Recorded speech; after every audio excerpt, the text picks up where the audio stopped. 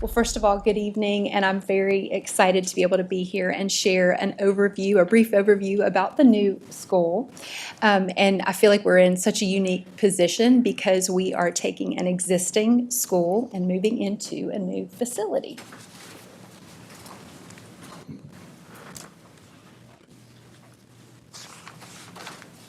First, I want to thank the board.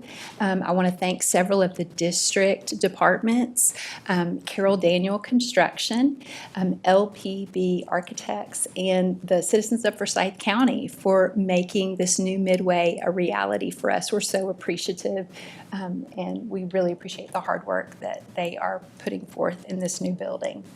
Much progress has taken place, as you can see on the screen. We had our groundbreaking October 18th of last year, and we just celebrated the beam signing on July 18th, marking the halfway point for construction. We got to take our first tour that day, and that was very exciting for us.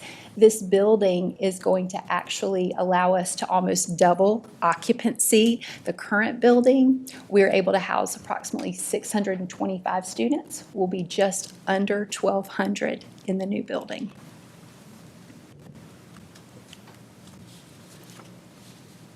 The current school has served the students and families in the Midway community for over 61 years.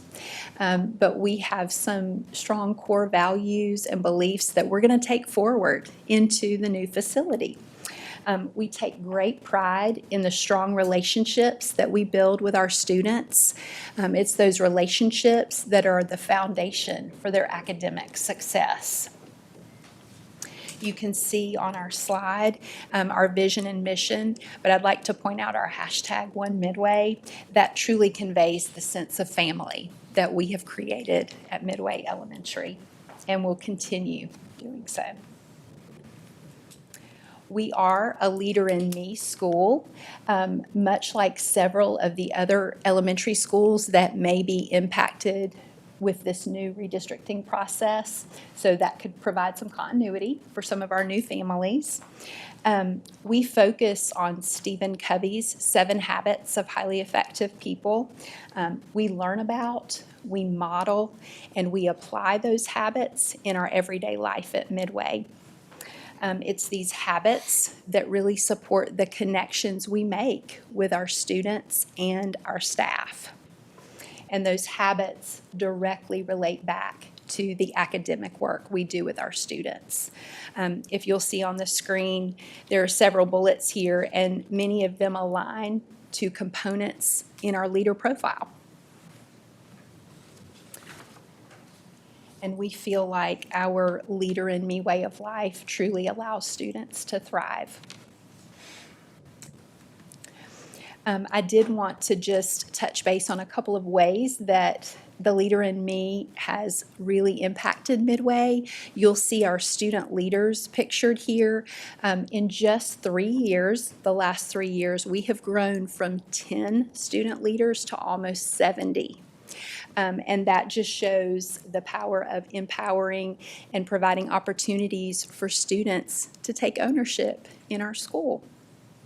They've grown from greeting and touring special guests each day, each time we have somebody come in to visit, to mentoring some of our youngest Mustangs with reading and math skills and games.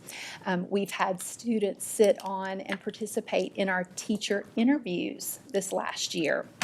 And right now, we are currently working with some students to write and produce a podcast. So we're looking forward to that.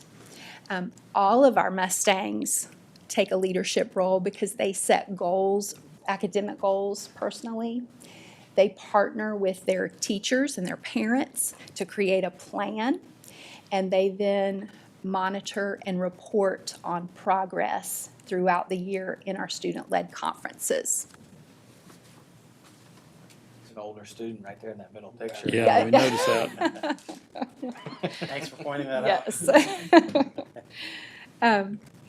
At Midway, we strive to provide relevant academic experiences for our students. We most definitely want to build solid foundational skills. We want to encourage problem solving, and we also promote critical thinking. And you can see on the screen, we offer a variety of opportunities for our students to engage and extend their learning. I do want to highlight two on this particular slide.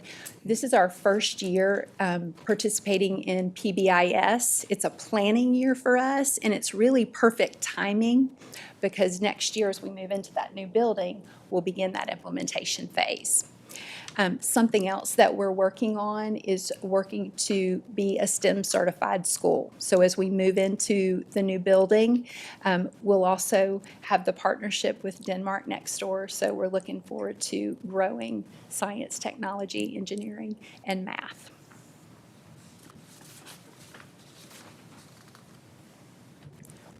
Our new facility is going to provide space both inside and outside.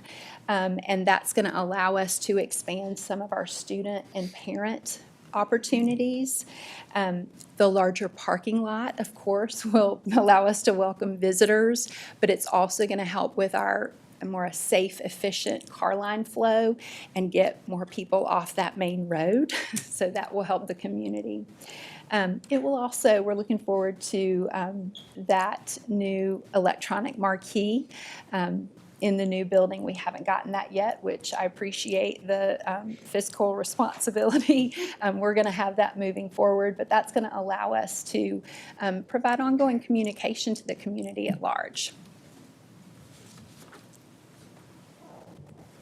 In addition, we want to enhance our community connections, and I think proximity is going to be a huge part of that, being right next door to Denmark High School. We'll be able to invest in partnerships with their CTAE programs, like the Teaching as a Pathway. We've been able to host some of those students in the past, but we feel like we can even strengthen that much more being right next door. We also look forward to partnering with them in their science and engineering and technology pathway components as well.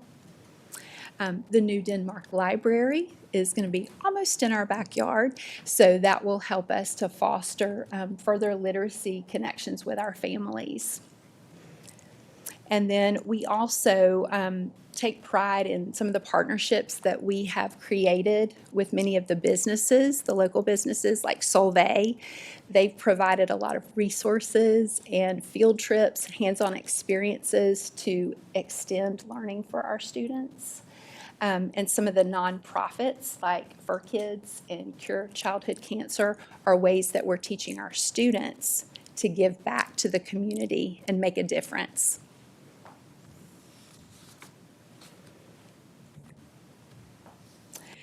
The Midway community truly has a rich legacy that has been built by the families or in that area since the early or late 1800s, I should say.